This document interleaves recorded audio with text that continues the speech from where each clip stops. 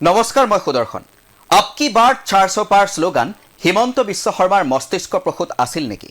কিয় 400 আসনৰ কাষো নাচাপিল বিজেপি? কিয় সকলো ৰাজনৈতিক পণ্ডিতৰ ভৱিষ্যৎবাণী ব্যৰ্থ প্ৰমাণিত হ'ল? আদানীৰ কি ভূমিকা আছিল 2024 লোকসভা নিৰ্বাচনত? সঁচাকৈয়ে এই নিৰ্বাচন মুক্ত আৰু নিকা আছিল নে? এই আটাইবোৰ প্ৰশ্নৰ উত্তৰ বিচাৰিম দ্য ক্ৰছ কাৰেণ্টৰ নতুন অনুষ্ঠান ক মানে কিতাপত। এই অনুষ্ঠানত প্ৰতি শনিবাৰে আমি আলোচনা কৰিম এখন বিশেষ গ্ৰন্থৰ বিষয়ে। আজিৰ খণ্ডত আমি আলোচনাৰ বাবে হাতত তুলি লৈছোঁ প্ৰখ্যাত সাংবাদিক ৰাজদীপ সৰদেশাইৰ শেহতীয়া গ্ৰন্থ 2024 the election that surprised India.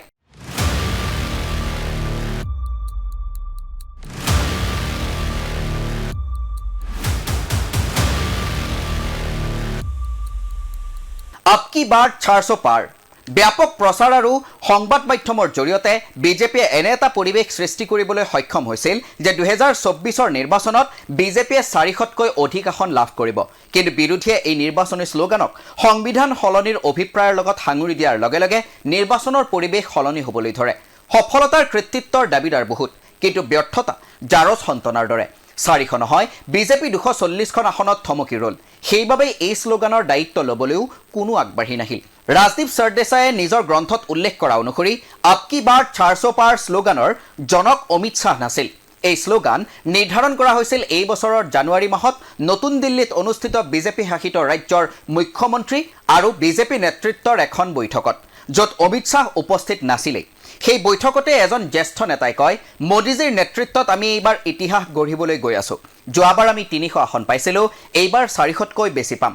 সেইবাবেই নিৰ্বাচনৰ মূল শ্লোগান আপ কি বাৰ 400 পাৰ হোৱা উচিত বুলি নেতাগৰাকীয়ে প্ৰস্তাৱ দিয়ে। নৰেন্দ্ৰ মোদীৰ নীৰৱ সন্মতিত সেয়াই হৈ পৰে বিজেপিৰ নিৰ্বাচনী শ্লোগান। উক্ত বৈঠকত উপস্থিত আছিল অসমৰ মুখ্যমন্ত্ৰী ডক্টৰ হিমন্ত বিশ্ব শৰ্মাও। তেনেহ'লে কি হিমন্ত বিশ্ব শৰ্মাই আপ কি বাৰ 400 পাৰ শ্লোগানৰ প্ৰস্তাৱ দিছিল নেকি? সোধা হৈছিল হিমন্ত বিশ্ব শৰ্মাক। তেওঁৰ উত্তৰ, নাই, মই কোনো সংখ্যাৰ কথা কোৱা নাছিলোঁ। মই কেৱল অসম আৰু উত্তৰ পূবত সৰ্বাধিক আসন জিকিবলৈ বিচাৰিছিলোঁ। শেহতীয়া নিৰ্বাচনত ভাৰতৰ মূলসুঁতিৰ প্ৰায়বোৰ সংবাদ মাধ্যমে মুকলিকৈ বিজেপিৰ সমৰ্থনত নামি পৰিছিল।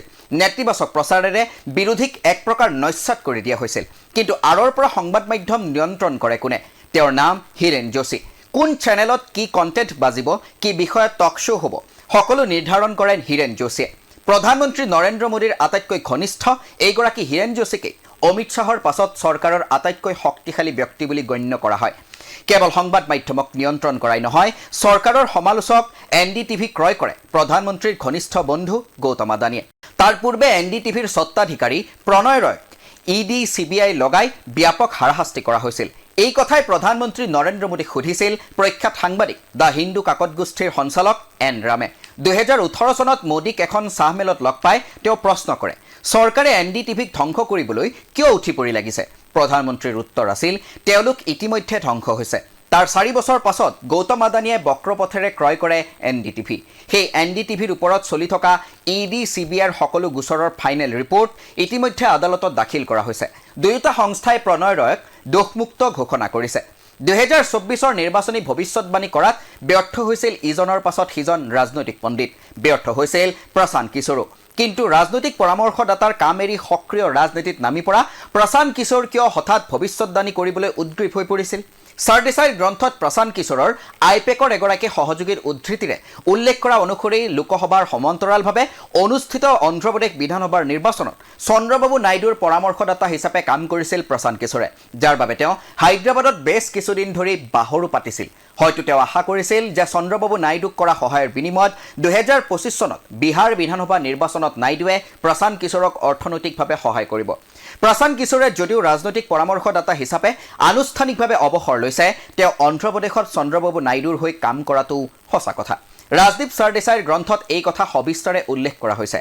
ED CBI কৰ্পৰেট গোষ্ঠী উগ্ৰ সাম্প্ৰদায়িক কেম্পেইনৰ পাছতো কিয় বিজেপি 240খন আসনত থমকি ৰ'ল, সেয়া জানিবলৈ আপুনিও পঢ়ি চোৱা উচিত এই গ্ৰন্থখন।